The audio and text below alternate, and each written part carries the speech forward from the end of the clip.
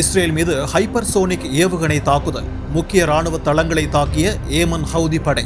ஆக்கிரமிக்கப்பட்ட யாஃபாவில் உள்ள 2 முக்கியமான இஸ்ரேல் தளங்கள் மீது 2 ஹைப்பர்சோனிக் பாலிஸ்டிக் ஏவுகணைகளை ஏவி ஏமன் ஹவுதி படை தாக்குதல் நடத்தியுள்ளது.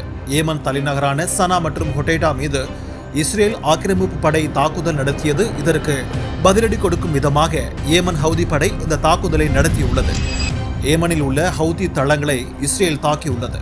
சனாவில் உள்ள 2 மின் நிலையங்கள், அத்துடன் 2 துறைமுகங்கள் மற்றும் ஹொட்டேடாவில் உள்ள எண்ணெய் ஆலை மீது குண்டு வீசி தாக்குதல் நடத்தியதில் குறைந்தது 9 பேர் உயிரிழந்ததாக தகவல்கள் வெளியாகியுள்ளன. எகிப்தில் T8 உச்சி மாநாடு. நேருக்கு நேர் சந்தி. துருக்கி ஈரான் அதிபர்கள். சிரியாவில் அல் ஆசாத் ஆட்சி கவிழ்க்கப்பட்டதற்கு பிறகு முதன்முறையாக துருக்கி அதிபர் தையிப் எர்டோகனும் ஈரானின் மசூத் பெஷஷ்கியன் ஆகியோர் நேருக்கு நேர் சந்தித்தனர். சிரியா அதிபர் அல் ஆசாத் ஆட்சியை துருக்கி எதிர்த்தது. ஆனால் ஈரான் அவரது ஆட்சியை ஆதரித்தது குறிப்பிடத்தக்கது. காசா போர் மற்றும் சிரியாவில் பஷார் அல் ஆசாத் பதவி கவிழ்ப்பு உள்ளிட்ட விவகாரங்களால் மத்திய கிழக்கில் கொந்தளிப்பு நிலவி வரும் சமயத்தில் T8 உச்சி மாநாடு நடைபெறுகிறது. ஏமன் தலைநகர் மீது இஸ்ரேல் தாக்குதல் நடத்தியுள்ளது ஆபத்தான வளர்ச்சி என்றும் அரபு பகுதிக்குள் ஆக்கிரமிப்பை விரிவாக்கும் முயற்சி என்றும் ஹமாஸ் எச்சரிக்கை விடுத்துள்ளது. ஹவுதிகளின் ஏவுகணை தாக்குதலை இஸ்ரேல் அதற்கு பதிலடியாக ஏமனின் தலைநகர் மீது நடத்திய தாக்குதலில் 9 பேர் கொல்லப்பட்டனர். காட்டு மிராண்டி போர் குற்றவாளி. இஸ்ரேல் பிரதமரை கடுமையாக சாடிய சிலி அதிபர். காசா மற்றும் ஆக்கிரமிக்கப்பட்ட மேற்கு கரையில் இஸ்ரேல் பிரதமர் நெத்தன்யாகு மேற்கொண்டு வரும் நடவடிக்கைகள் காட்டு மிராண்டித்தனமானது என்றும் அவர் ஒரு போர் குற்றவாளி என்றும் சிலி அதிபர் கேப்ரியல் போரிக் சகட்டு மேனிக்கு சாடியுள்ளார். சாண்டியாகோவில் நடைபெற்ற சிலியில் உள்ள பாலஸ்தீனியர்களுக்கான கிறிஸ்துமஸ் நிகழ்ச்சியில் பேசிய அவர் நெத்தன்யாகு செய்து வருவது போர் குற்றம் மற்றும் மனித குலத்திற்கு எதிரான குற்றம் என்று குற்றம் சாட்டினார். காசாவில் இஸ்ரேல் இனப்படுகொலை செயல்களை செய்ததாக அமெரிக்காவைச் சேர்ந்த மனித உரிமைகள் கண்காணிப்பகம் குற்றம் சாட்டியுள்ளது. ஹமாஸுக்கு எதிராக போரிடுவதாக கூறிக்கொண்டு காசா நீர் கட்டமைப்புகளை சேதப்படுத்தியதாகவும் பொதுமக்களுக்கான மனிதநேய உதவிகளை தடுத்ததாகவும் ஜெருசலேமில் மோதலை தூண்டிவிட்டதாகவும் அறிக்கையில் குறிப்பிடப்பட்டுள்ளது. ஹெஸ்புல்லாவுக்கு உளவு பார்த்ததாக இளைஞர் கைது. ஆக்கிரமிப்பு படை இருப்பிடங்களை காட்டிக் கொடுத்ததாக குற்றச்சாட்டு. இஸ்ரேலின் வடக்கு நகரமான நாசரேத்தில் வசித்து வந்த 19 வயது இளைஞரை இஸ்ரேல் போலீசார் கைது செய்துள்ளனர். லெபனான் உடனான போரின் போது ராக்கெட் தாக்கப்பட்ட இடங்கள், விமானங்களின் நகர்வுகள் மற்றும் ஆக்கிரமிப்பு படையின் இருப்பிடங்கள் பற்றிய தகவல்களை ஹெஸ்புல்லாவுக்கு அளித்ததாக குற்றம் சுமத்தப்பட்டுள்ளது. மேற்கு கரையில் அமைந்துள்ள நகரமான துல்கரேமில் இஸ்ரேல் ஆக்கிரமிப்பு படை நடத்திய ட்ரோன் தாக்குதலில் 4 பேர் கொல்லப்பட்டதாகவும் 3 பேர் படுகாயமடைந்ததாகவும் பாலஸ்தீனிய சுகாதார அமைச்சகம் தெரிவித்துள்ளது. இந்த தாக்குதலை இஸ்ரேல் ஆக்கிரமிப்பு படையும் உறுதி செய்துள்ளது. இஸ்ரேல் காசா எல்லையில் அலறிய சைரன்கள்.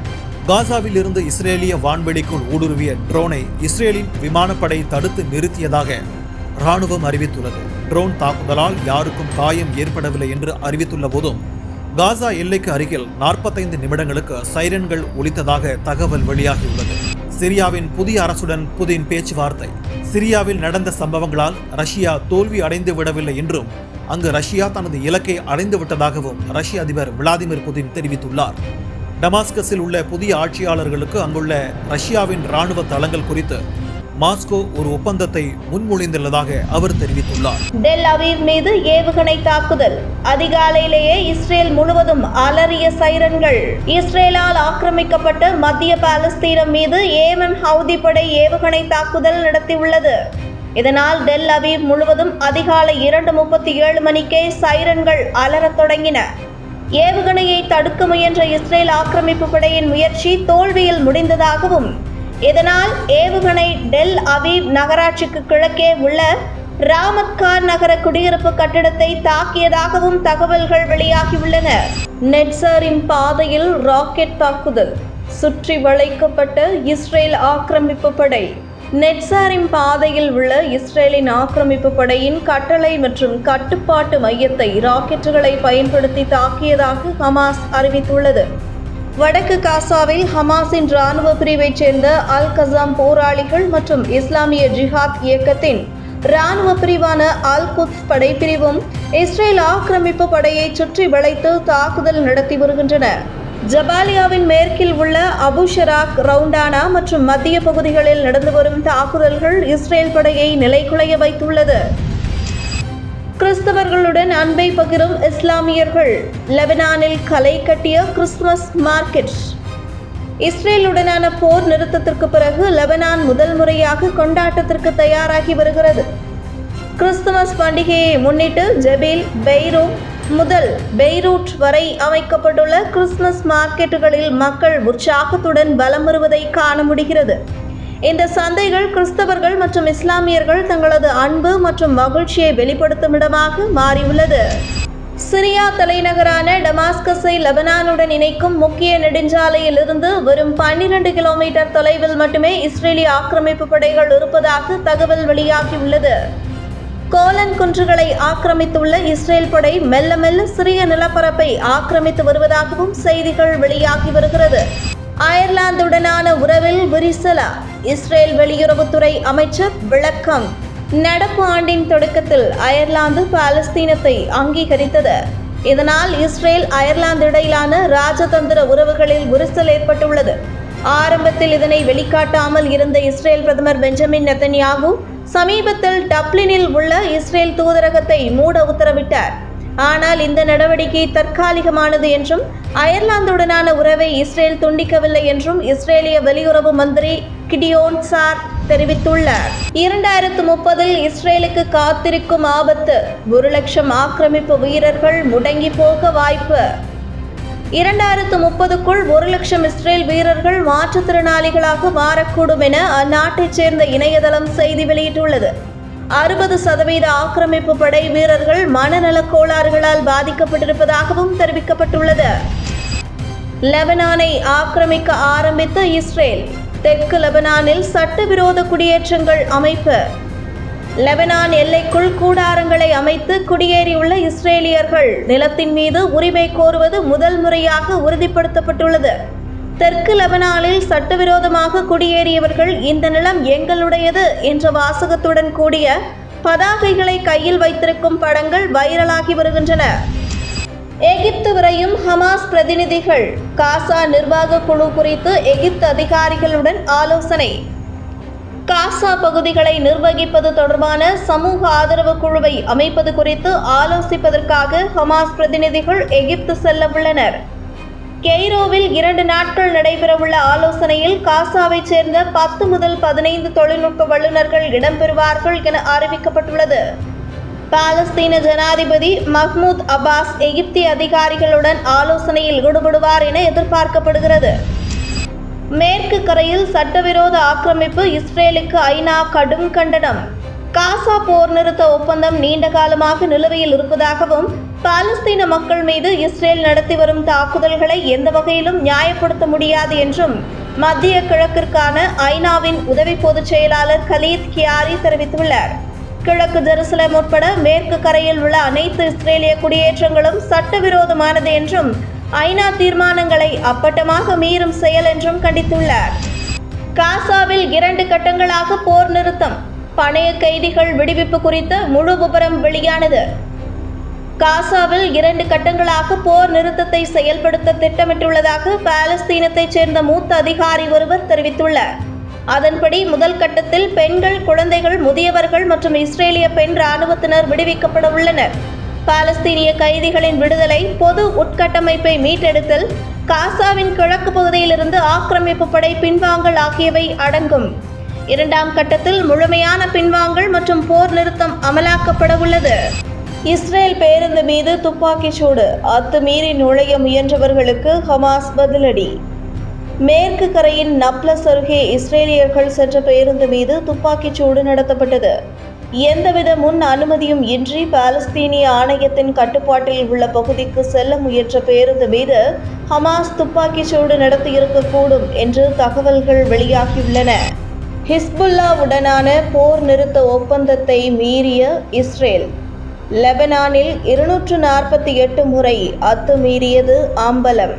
லெபனான் போர் நிறுத்த ஒப்பந்தத்தை காற்றில் பறக்கவிட்ட இஸ்ரேல் இராணுவம் இதுவரை 248 முறை அத்துமீறி தாக்குதல் நடத்தியுள்ளது தெரியவந்துள்ளது. செவ்வாய்க்கிழமை மட்டும் ஒரே நாளில் தெற்கில் உள்ள டயர், மர்ஜயோன் மற்றும் ஹஸ்பயா மாவட்டங்களிலும், கிழக்கில் ரெஷாயா மற்றும் மேற்கு பெக்கா மாவட்டங்களிலும் இஸ்ரேல் ஆக்கிரமிப்பு இராணுவம் தாக்குதல் நடத்தியுள்ளது. இஸ்ரேல் மாவட்ட நீதிமன்றத்தில் மீண்டும் நெத்தன்யாகு ஊழல் வழக்கு விசாரணையில் 4வது நாள் சாட்சியம். ஊழல் வழக்கு விசாரணை தொடர்பாக டெல் அபீவில் உள்ள இஸ்ரேலின் மாவட்ட நீதிமன்றத்தில் இஸ்ரேல் பிரதமர் பெஞ்சமின் நெத்தன்யாகு 4வது நாளாக ஆஜராகி சாட்சியம் அளித்தார்.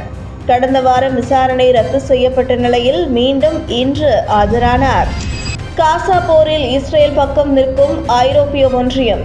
எதிர்ப்புகளை மீறி இஸ்ரேலுக்கு 21,230 கோடி ரூபாய் நிதியுதவி. ஐரோப்பிய ஒன்றியத்தில் பல்வேறு நாட்டு மக்கள் இஸ்ரேல் அரசுக்கு எதிராக போராட்டங்களை முன்னெடுத்து வருகின்றனர். ஆனால் ஐரோப்பிய ஒன்றியம் இஸ்ரேலுக்கு துணை நிற்கும் என ஐரோப்பிய ஆணையத்தின் தலைவர் உர்சுலா வான் டெர் லேயன் தெரிவித்துள்ளார். அத்துடன் இஸ்ரேலிய அமைப்புகளுக்கு ஐரோப்பிய ஒன்றியம் 21,230 கோடி அளவிற்கு நிதி உதவியும் வழங்கியுள்ளது. பாலஸ்தீன பெண் நோயாளியிடம் அத்துமீறிய இஸ்ரேல் ராணுவம். மேற்கு கரையில் சிகிச்சையில் இருந்தவர் வலுக்கட்டாயமாக கைது. ஆக்கிரமிக்கப்பட்ட மேற்கு கரையில் இஸ்ரேல் ராணுவம் அத்துமீறி கைது நடவடிக்கையில் ஈடுபட்டு வருகிறது. இதுவரை காசாவைச் சேர்ந்த பெண் ஒருவர் உட்பட 15 பாலஸ்தீனியர்கள் கைது செய்யப்பட்டுள்ளனர். சிகிச்சைக்காக மேற்கு கரையில் தங்கியிருந்த பெண்ணை இஸ்ரேல் ராணுவம் கைது செய்துள்ளது. ஹெப்ரோன், ஜெரிகோ, துல்கரேம், ரமல்லா, கல்கிலியா மற்றும் ஜெருசலேம் ஆகிய பகுதிகளில் கைது நடவடிக்கை தொடர்கிறது. சிரியாவில் மீண்டும் விமான சேவை தொடக்கம். சிரியாவில் அல் ஆசாத் ஆட்சி கவிழ்ப்பிற்கு பிறகு முதன்முறையாக மீண்டும் விமான நிலையங்கள் இயங்க தொடங்கின. சிரியாவை சுற்றி வளைக்கும் இஸ்ரேல் 440 சதுர கிலோமீட்டர் அளவிற்கு ஆக்கிரமிப்பு. இஸ்ரேல் சிரியாவில் சுமார் 440 சதுர கிலோமீட்டரை ஆக்கிரமித்துள்ளதாக தகவல் வெளியாகியுள்ளது. குறிப்பாக சிரியா மற்றும் லெபனானுக்கு இடையே அமைந்துள்ள அல் வெஹ்தா அணை ஆக்கிரமிக்கப்பட்டுள்ளது. டிசம்பர் தொடக்கம் முதலே சிரியாவின் 50 இராணுவ தளங்களை குறிவைத்து இஸ்ரேல் 450 முறை தாக்குதல் நடத்தியுள்ளது குறிப்பிடத்தக்கது. வறுமையில் வாடும் 2 மில்லியன் இஸ்ரேல் மக்கள். போருக்காக தண்ணியாக பணத்தை செலவிடும் நெத்தன்யாகு. பொருளாதார ஒத்துழைப்பு மற்றும் மேம்பாட்டுக்கான அமைப்பு தனது உறுப்பு நாடுகளிலேயே வறுமையில் வாடும் 2வது நாடாக இஸ்ரேலை அறிவித்துள்ளது.